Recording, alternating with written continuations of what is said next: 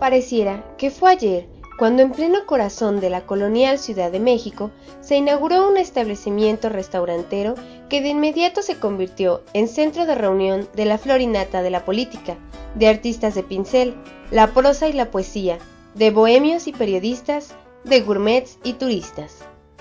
El restaurante Prendes nació un 8 de septiembre de 1892 gracias a las ilusiones de dos hermanos asturianos, don Manuel y don Rafael Prendes, quienes encontraron un local ubicado en la esquina de Puente de San Francisco y Mirador de la Alameda, lugar que en la actualidad ocupan la Avenida Hidalgo y Ángela Peralta, para instalar el primer establecimiento de lo que en un futuro sería un glamuroso comedor. Más tarde, por disposición del gobierno porfirista, se ordenó la demolición del inmueble ocupado hasta ese momento, con el fin de edificar en dicho lugar el majestuoso Palacio de Bellas Artes. Dada la clientela y amistades que habían logrado en tan poco tiempo, los hermanos se vieron motivados a seguir en la ciudad de los Palacios, por lo que reubicaron el restaurante en el número 10 de la avenida 16 de septiembre.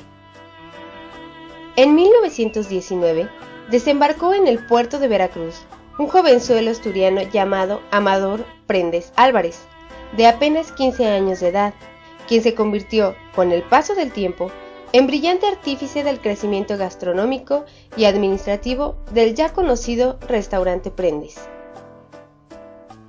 Desde el día de su llegada al restaurante y aún después de 1933, fecha en que adquiere los bienes del establecimiento, el señor Amador, como pronto se dio a conocer, se abocó a atender personalmente a toda la clientela, acudiendo muy de madrugada al mercado de la Merced y al mercado de San Juan para escoger los pescados, jitomates, cebollas y chiles, para después en la cocina rebanar el jamón serrano, asar la carne en filete, tostar el café y atender personalmente a cada uno de los. En el momento en que se hizo dueño era la persona que recibía a los clientes, los atendía, les sugería qué era lo que tenían que comer, qué era lo que tenían que beber, los atendía y conocía prácticamente a toda la familia.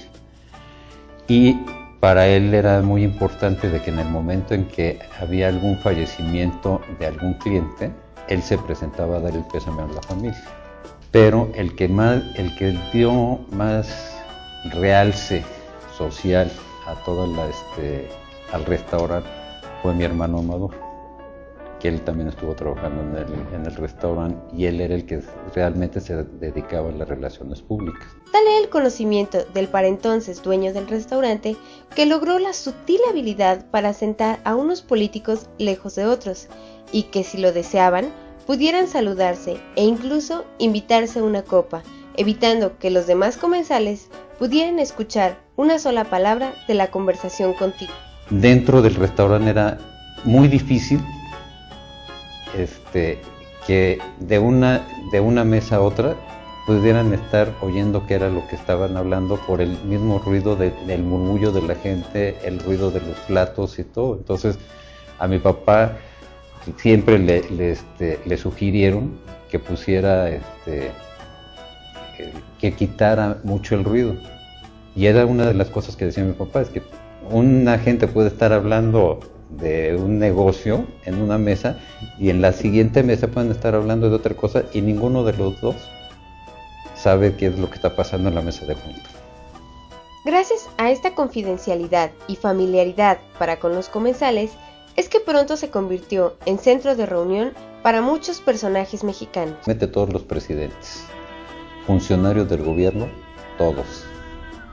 Porque nosotros llegó un momento en el que dábamos servicio a funcionarios de gobierno, sobre todo a la Secretaría de la Presidencia, a la Secretaría de Hacienda, a la Secretaría de Gobernación, al Seguro Social, que se los llevamos a cada uno a su oficina. Entonces, pues, prácticamente a todos los funcionarios del gobierno. De artistas, pues puede haber Pedro Infante, Jorge Negrete, María Félix, Agustín Lara. De artistas, de escritores, prácticamente todos.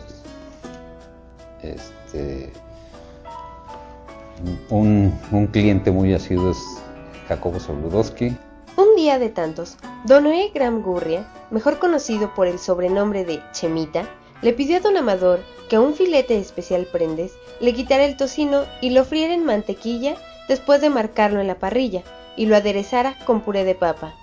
Así trascendió este suculento platillo y de ahí en adelante se le conoció como filete Chemita, convirtiéndose en uno de los muchos platos básicos del Prendes y también de la gastronomía mexicana. En otra ocasión, Diego Rivera, que se aficionó al restaurante Prendes mientras pintaba los murales de Palacio Nacional, convenció a don Amador de que enviara a uno de sus empleados para que trajera gusanos de maguey.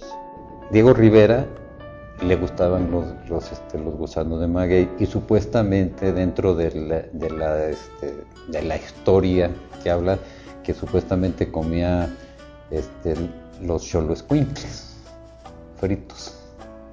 Y llegó a ser el caso de que decían que hasta se comían los niños, que no era cierto. Entonces él fue y habló con mi papá. Y Diego Rivera dijo, ¿sabe qué? ¿Por qué no trae los gusanos de maguey como plato del restaurante? Entonces mi papá lo fue a conseguir a Hidalgo, a que le trajeran los gusanos de maguey. Y por eso se empezaron fue el primer restaurante en México que tuvo gusanos de maguey, chinicuiles, escamoles, todo. En el campo de la política, podemos decir que después de la presidencia de José López Portillo, quien todos los 15 de septiembre, después de dar el grito en Palacio Nacional, ofrecía una cena a su gabinete para conmemorar su aniversario, es que se creó un rito para cada nuevo mandatario que llegaba a la jefatura del país.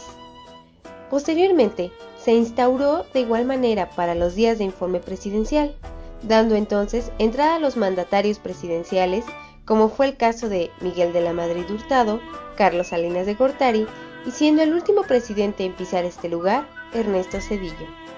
De los maravillosos guisos preparados por manos recias y morenas, la vista se distraía en otro juego: adivinar quién es quién en el gigantesco mural de los retratos que decoran las paredes del establecimiento, y que fuera idea de don Amador Prendes en 1968 rendir tributo a los personajes ya fallecidos asiduos a su negocio.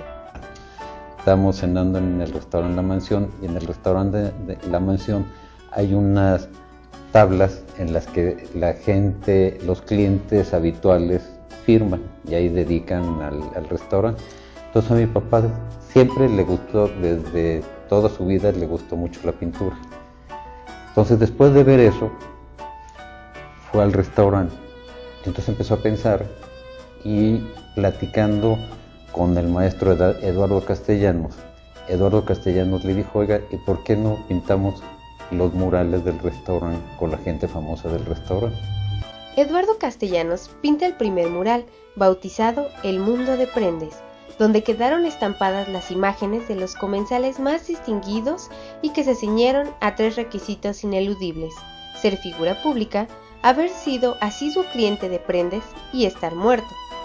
Entre los personajes que aparecen en estos murales encontramos a mandatarios, pintores, artistas, toreros, escritores, médicos, políticos e incluso el cliente desconocido y un mesero que trabajó más de 30 años en el restaurante. A través de los 9 murales distribuidos en cada pared del salón y 103 rostros diferentes, el recinto permitía que la historia se pudiera entender de manera armoniosa y de fácil acceso. Difícil, por no decir imposible, es relatar la historia minuciosa de 100 años del restaurante Prendes. Más bien es importante dejar en la mente del público lo que este espacio y su personal han dejado escrito y personificado a lo largo de la historia, siendo un parteaguas para empresas gourmet en el mundo, además de ser la sala de sucesos políticos, sociales, históricos y culturales de nuestro país.